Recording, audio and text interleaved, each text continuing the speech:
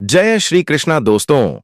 16 अगस्त 2025 कृष्ण जन्माष्टमी के दिन चुपचाप गाय को खिला दें, एक छोटी सी चीज 1 महीने के अंदर करोड़पति बन जाओगे। आज हम आपको ऐसी दुर्लभ जानकारी बताने जा रहे हैं। कृष्ण जन्माष्टमी के दिन गाय को एक चीज खिला देते हो तो आपकी जन्मों जन्मांतर की भगवान श्री कृष्णा की कृपा से हमेशा के लिए समाप्त हो जाएंगी। वास्तव में अगर आप यह उपाय कर लेते हो तो यकीनन आप पर भगवान श्री कृष्णा माता लक्ष्मी जी की असीम कृपा प्राप्त होगी और आप धनवान बन जाओगे। आप धनवान ना बने तो मुझे बताना दोस्तों, मैं सौगंध खाता हूं। बस जो उपाय आपको बताया जाए वह उपाय जन्माष्टमी के दिन कर लेना। चलिए जानते हैं। कृष्ण जन्माष्टमी के दिन चुपचाप गाय को खिला दें। यह एक छोटी सी चीज करोड़पति भी अरबपति होंगे। सभी संकट और आसान से मुक्ति, मृत्यु दंड, पितृदोष तुरंत होगा। पूरे साल आपके भरे रहेंगे। अन्य धन के भंडार यूं कहें कि आपकी 7 पूछतें तक करेंगी। रूपों पैसों पर राज बैंक बैलेंस बढ़ता चला जाएगा। आपके घर में वेतन है वह कभी खर्च नहीं होगा और बढ़ता ही जाएगा। सभी दुख दर्द संकट कष्ट दूर हो जाएंगे दूर, और सभी सुख आपके कदमों में आ जाएंगे। सभी सुख आपके कदम चूमेगी यदि आप यह एक छोटी और खास चीज जन्माष्टमी के दिन चुपचाप गाय को खिला देते हैं तो तत्काल गरीबी आपके जीवन से खत्म हो जाएगी। योग से राजा बन जाता है और 33 कोटि देवी देवताओं को धारण करने वाली गौ माता की असीम कृपा व्यक्ति पर आजीवन बसती है। भगवान श्री कृष्ण माता लक्ष्मी की कृपा से व्यक्ति के घर में कभी भी अन्य धन वस्त्र की कमी नहीं होती। अन्य धन के भंडार व्यक्ति के घर में भरे रहते हैं। जन्माष्टमी के दिन गाय का यह उपाय करने से व्यक्ति के जीवन से तत्काल गरीबी खत्म हो जाती है। तो दोस्तों, कौन कौन से बेगौ माता से जुड़े खास और महत्वपूर्ण उपाय हैं जिन्हें यदि जन्माष्टमी के दिन कर लेते हैं तो दोस्तों, गाय का उपाय बताने से पहले मैं आपको जन्माष्टमी पूजा के बारे में थोड़ा सा जानकारी दे देता हूं कि जन्माष्टमी का व्रत कब रखा जाएगा और जन्माष्टमी कब मनाई जाएगी। पूजा का शुभ मुहूर्त क्या है। पंचांग मुताबिक हर साल श्री कृष्ण जन्माष्टमी भादो मास के कृष्ण पक्ष की अष्टमी तिथि को मनाए जाने का विधान है। इस दिन भगवान श्री कृष्ण जन्मोत्सव होता है। आपको बता दें कि भगवान श्री कृष्ण के जन्म के समय अष्टमी तिथि, रोहिणी नक्षत्र, लग्न वृषभ राशि और बुधवार का दिन था। वहीं भगवान का जन्म मध्य रात्रि को हुआ था। इस दिन श्री कृष्ण के बाल स्वरूप लड्डू गोपाल के रूप में उनकी मूर्ति का पूजन करना शुभ होता है। इस साल जन्माष्टमी का पर्व 16 अगस्त को मनाया जाएगा। साथ ही इस दिन सर्वार्थ सिद्ध और अमृत सिद्ध योग बन रहा है, जिससे इस दिन का महत्व और भी बढ़ गया है। आइए जानते हैं तिथि और शुभ मुहूर्त। कृष्ण जन्माष्टमी तिथि 2025 पंचांग के मुताबिक 15 अगस्त को देर रात 11:48 पर भाद्रपद माह के कृष्ण पक्ष की अष्टमी तिथि आरंभ होगी। वहीं 16 अगस्त को रात 9:35 पर अष्टमी तिथि का अंत होगा। भगवान कृष्ण का जन्म मध्य रात्रि में हुआ है, इसके लिए भगवान कृष्ण का जन्मोत्सव मध्य रात्रि में मनाया जाता है। शास्त्रों के अनुसार श्री कृष्ण जन्माष्टमी पर भगवान कृष्ण मथुरा नगरी में राजकुमारी देवकी और उनके पति वासुदेव के 8वें पुत्र के रूप में अवतरित हुए थे। मान्यता है कि जो व्यक्ति कृष्ण जन्माष्टमी का व्रत रखकर पूजा अर्चना करते हैं उनकी सभी मनोकामनाएं पूर्ण होती हैं। साथ ही कृष्ण जन्माष्टमी पर भगवान कृष्ण की आराधना करने से सुख समृद्धि की प्राप्ति होती है। साथ ही जन्माष्टमी का व्रत रखने से व्यक्ति को अक्षय पुण्य की प्राप्ति होती है। वहीं इस दिन लोग भजन कीर्तन करते हैं और जन्मोत्सव मनाते हैं। इस दिन के लिए मंदिरों को विशेष तौर पर सजाया जाता है। वहीं महाराष्ट्र में जन्माष्टमी के दिन दही हांडी का आयोजन किया जाता है, जो भगवान कृष्ण के बचपन की लीलाओं का प्रतीक है। जन्माष्टमी के दिन गाय को एक छोटी सी चीज खिला देते हो बिना किसी को बताएं तो यकीन मानिए दोस्तों, करोड़पति बनने से विधाता भी नहीं रोक सकता। भगवान श्री कृष्ण को प्रिया गौ माता को कुछ ना कुछ जरूर ही खिलते हैं। इससे मनुष्य के जन्मों जन्म अंतर की गरीबी हमेशा के लिए नष्ट हो जाती है। दोस्तों, जिस दिन का इंतजार पूरे साल भर से दुनिया भर के हर पंडित, एस्ट्रोलॉजर और हर हिंदू भाई हैं को रहता है, वह दिन अब आ गया है, क्योंकि यह दिन साल में एक ही बार आता है, ना कि बार बार। जो दोस्तों आपकी जानकारी के लिए बता दें, हिंदू धर्म में जन्माष्टमी को बहुत ही धूमधाम से मनाया जाता है। प्रकृति भी जन्माष्टमी के आने का स्वागत करती है। चारों तरफ हरियाली ही हरियाली, महिलाएं पेड़ पर झूला डालकर झूला झूलती हैं। सभी तरफ एक अलग ही दिव्य वातावरण फैला होता है, जो कि प्यार की सौगात है। यह जन्माष्टमी प्यार की सौगात को लेकर आता है। इसलिए इस महीने को प्यार का महीना भी बोलते हैं। सुहागन महिलाएं जन्माष्टमी का व्रत रखती हैं। इसी के साथ साथ कुंवारी कन्याएं और पुरुष भी इस व्रत को रखते हैं और इसमें सबसे पहले भगवान श्री कृष्ण की पूजा की जाती है, माता लक्ष्मी की पूजा की जाती है, देवी देवताओं की पूजा की जाती है और जो भोग बनाया जाता है वह भगवान श्री कृष्ण को भोग लगाया जाता है और गौ माता की पूजा की जाती है। लेकिन इनमें सबसे ज्यादा महत्व जन्माष्टमी का माना जाता है। शास्त्रों में, वेद पुराणों में साफ साफ लिखा हुआ जन्माष्टमी का व्रत भगवान श्री कृष्ण तथा माता लक्ष्मी जी का आशीर्वाद प्राप्त करने का सबसे सुनहरा दिन होता है। इस दिन भगवान श्री कृष्ण बहुत ही ज्यादा प्रसन्न मुद्रा में होते हैं और अपने दोनों हाथों से अपने भक्तों पर कृपा बरसाते हैं। एक तरफ दोस्तों मान्यता है, जन्माष्टमी के दिन जो सूर्य होता है वह अन्य दिनों के मुकाबले सबसे ज्यादा प्रकाशमान होता है। जन्माष्टमी के दिन सूर्य देवता को आगे दिया जाता है। महिलाएं जन्माष्टमी का व्रत पूर्ण जन्म में किए हुए पापों से मुक्ति पाने के लिए, संतान प्राप्ति के लिए व्रत रखती हैं। दोस्तों, अगर आप नहीं जानते तो आपकी जानकारी के लिए बता दें, एक व्यक्ति की कुंडली में अगर चंद्र ग्रह की स्थिति अच्छी है तो उसे व्यक्ति का भाग्य हमेशा उसका साथ देता है।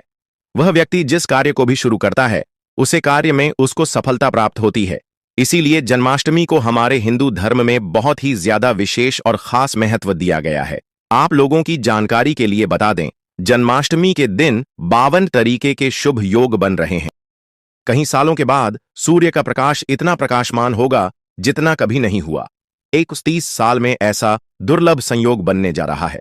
लक्ष्मी योग, ग्रह योग, नक्षत्र योग, अमृत सिद्धि योग जैसे शुभ योग का निर्माण हो रहा है, क्योंकि जन्माष्टमी के समय में पूरे दिन का व्रत करने से भगवान श्री कृष्ण माता लक्ष्मी जी का आशीर्वाद प्राप्त होता है और मनोकामना पूर्ण होती है। जन्माष्टमी के दिन ब्रह्म मुहूर्त में सोकर नहीं उठ सकते हैं, किसी पवित्र नदी में जाकर स्नान नहीं कर सकते हैं, पूरे दिन का व्रत नहीं रख सकते हैं। वैसे तो दोस्तों, जन्माष्टमी के दिन स्नान और प्रातः का विशेष ही महत्व होता है, लेकिन इस दिन अगर आप ज्योतिष शास्त्र, तंत्र शास्त्र के अनुसार एक गाय वाला उपाय विधि विधान से जन्माष्टमी वाले दिन कर लेते हैं तो आपकी जन्मों जन्मांतर की गरीबी हमेशा के लिए समाप्त हो जाएंगी। वास्तव में अगर आप जन्माष्टमी के दिन अगर आप यह उपाय कर लेते हो तो यकीनन आप पर भगवान श्री कृष्ण की असीम कृपा होगी और आप धनवान बन जाओगे।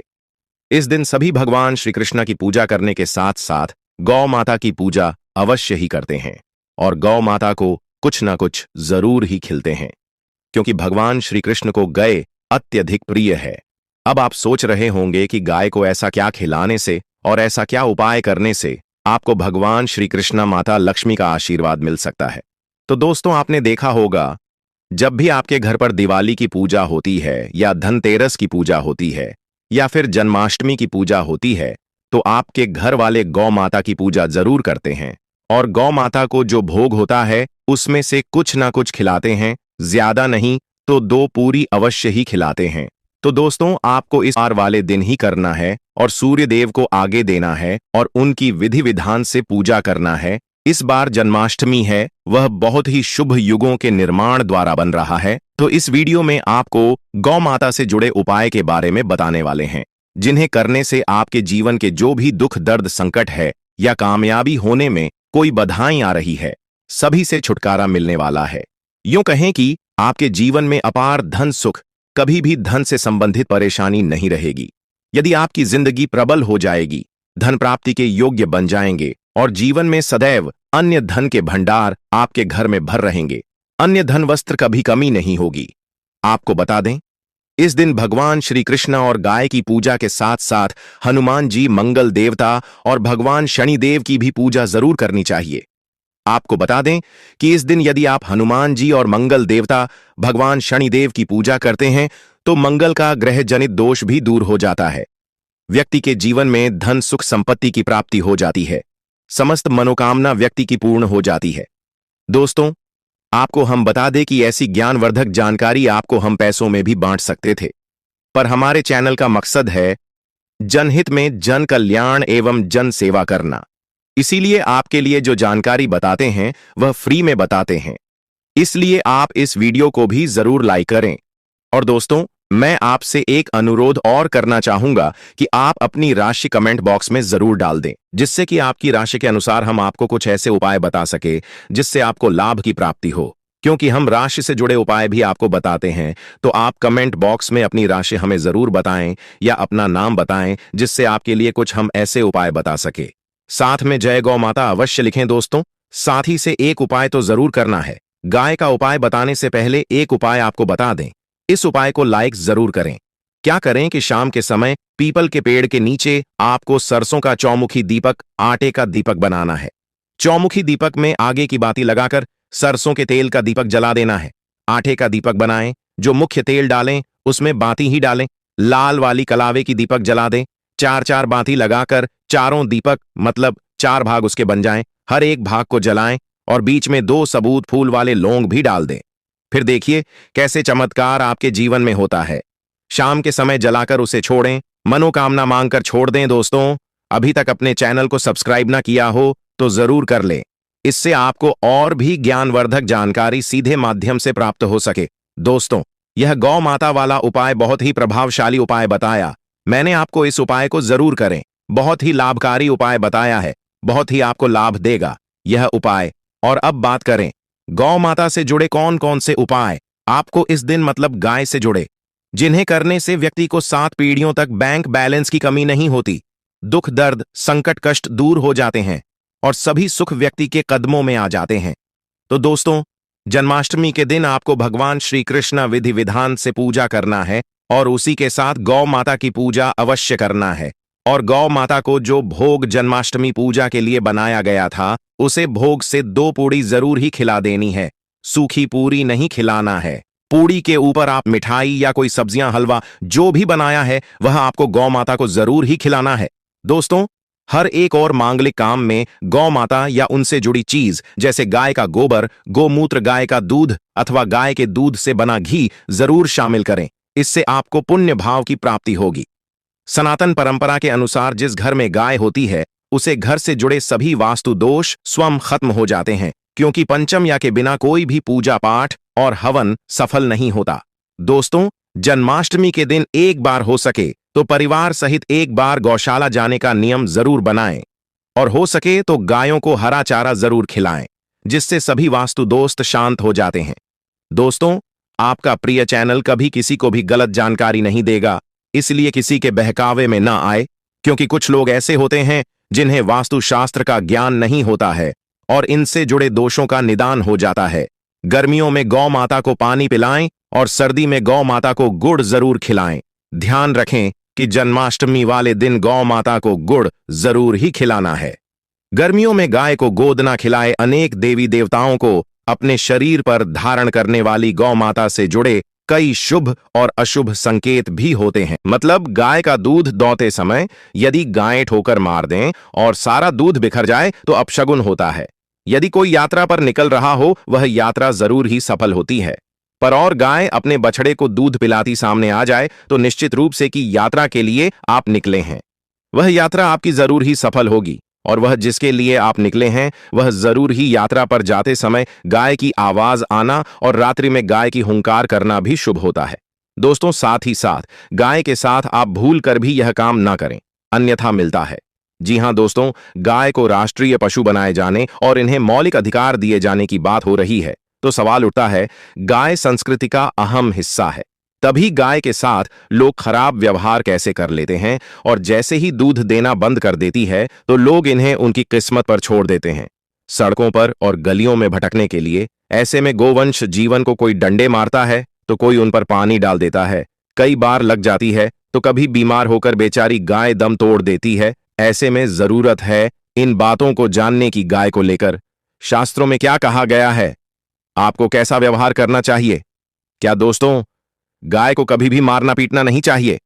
शास्त्रों में गाय को माता का दर्जा दिया गया है।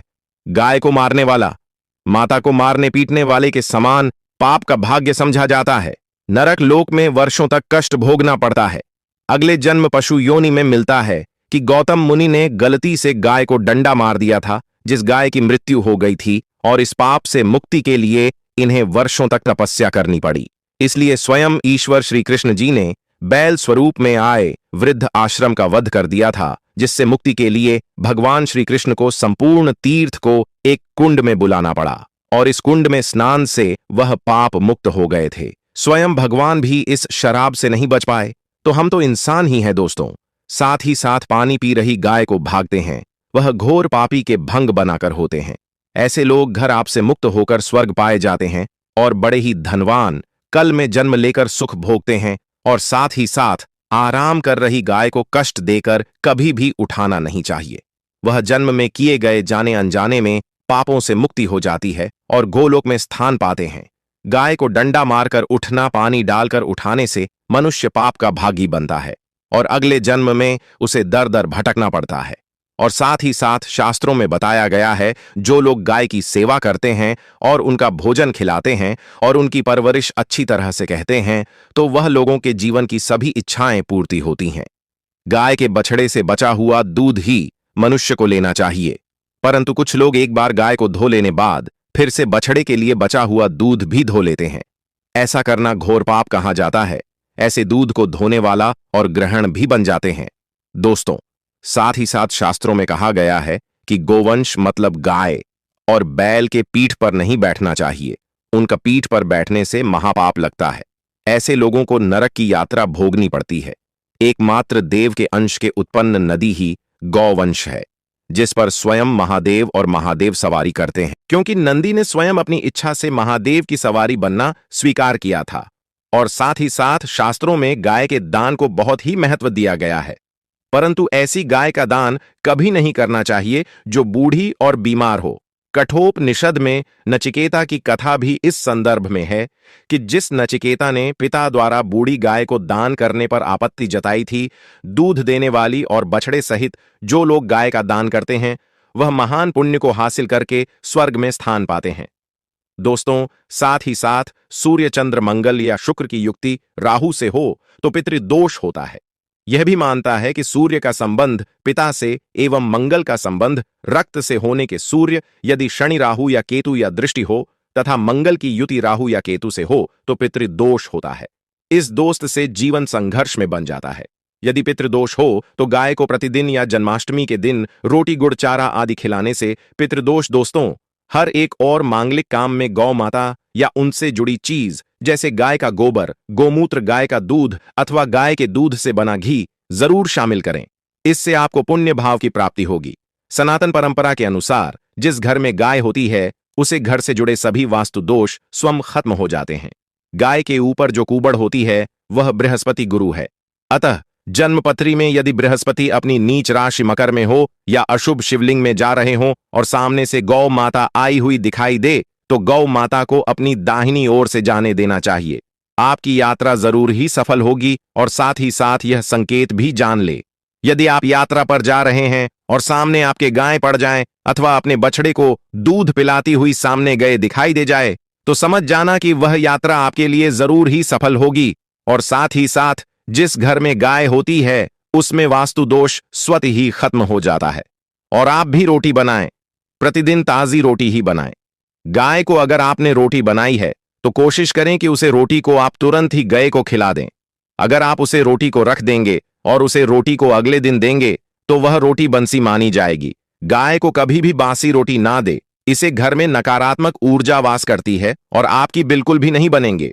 इससे आपके घर में हमेशा दर्द देवता का वास रहेगा और आप जिस भी उसे काम में आपको हमेशा असफलता ही हाथ लगेगी। इसलिए कोशिश करें गाय को रोजाना ताजी रोटी बनाकर खिलाएं, बासी रोटी गाय को ना दें। और साथ ही साथ सड़ी गली चीज गाय को नहीं खिलानी चाहिए कि घर में कोई फल है, कोई सब्जी है, सड़ जाए तो लोग क्या करते हैं, गाय को देते हैं। नहीं, ऐसा नहीं करना चाहिए। ऐसा करने से यदि आप गाय को खिलाते हैं तो और आप आपके भाग्य बन जाते हैं। और साथ ही साथ आप आटे की 11 लोई यहां बनाकर उनके ऊपर हल्दी लगा करके इसके बाद गाय को खिलाएं। हर एक लोही को मिला दे, माता गाय की आप चरणों की स्पर्श करें। या दोस्तों, ऐसा करने से आपके समस्त काम बनने लगेंगे। जो दो हक का समय चल रहा है वह भी खत्म होगा। आपके जीवन में खुशियां ही खुशियां होंगी। और एक बार आप 7 बार गाय की परिक्रमा भी कर लें तो आपके समस्त कम होंगे। और साथ ही साथ आप गाय को जब भी रोटी दे, रोटी पर या तो आप थोड़ी हल्दी लगा लें, अगर अच्छा ना हो तो आप थोड़ा रख सकते हैं। थोड़ा घी रख सकते हैं, या दोस्तों गाय को कभी भी सूखी रोटी ना खिलाए। सूखी का मतलब गए रोटी रखें, उसे पर कुछ ना कुछ रखकर खिलाए। हल्दी रख ले मिश्री की, या जो भी रख ले, मतलब खाली रोटी नहीं खिलानी इस बात का, जब भी आपको शुभ फलों की प्राप्ति होगी। जी हाँ दोस्तों, उपाय कुछ बातें जिन्हें आपको ध्यान में जरूर रखना चाहिए। या दोस्तों, वीडियो अच्छी लगी हो, वीडियो को लाइक करें, ज्यादा से ज्यादा अपने दोस्तों में शेयर करें। चैनल पर नए हैं तो आपको इतनी ज्ञानवर्धक जानकारी प्रदान करता है, तो आपका भी यह विशेष रूप से कर्तव्य बनता है कि आप चैनल को अवश्य सब्सक्राइब करें और दोस्तों कमेंट बॉक्स में जरूर लिखें, जय श्री कृष्ण, जय लड्डू गोपाल, जय गौ माता। जरूर ही लिखें। जानकारी अच्छी लगी हो तो वीडियो को लाइक जरूर ही करें, और चैनल पर नए हैं तो चैनल को सब्सक्राइब कर लें, ताकि किसी भी प्रकार की और भी ज्ञानवर्धक वीडियो आपको सीधे नोटिफिकेशन के माध्यम से प्राप्त हो सके। वीडियो के अंत तक बने रहने के लिए आप सभी का धन्यवाद। मिलते हैं नेक्स्ट वीडियो में, तब तक के लिए नमस्कार।